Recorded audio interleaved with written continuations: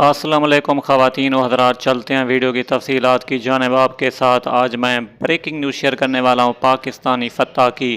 جی ہاں ناظرین، آپ کو بتاتے چلیں کہ پاکستان ٹیم نے آج میچ میں سیمی فائنل کے لیے کوالیفائی کر لیا اور فتح اپنے نام کر لی۔ اسی پر روہت شرما نے فخر زمان کو مبارکباد پیش کی ہے اور مجھے لگتا تھا کہ فخر زمان آج کھیلے گا اور ایسا ہی ہوا، یہ کہنا ہے روہت شرما کا، انڈین ٹیم کے بہت بڑے پلیئر اور کپتان۔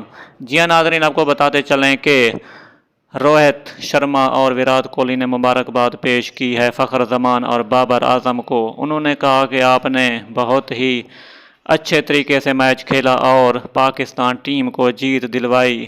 ہمارے سامنے یہ ممکن نہیں تھا کہ آج بارش ہوئی تھی کہ پاکستان یہ سیمی فائنل جیت نہیں پائے گا بلکہ ہار جائے گا، لیکن آپ نے کمال کر دیا اور اس بڑی کاوش پر آپ کو کانگریچولیشن پیش کرتا ہوں۔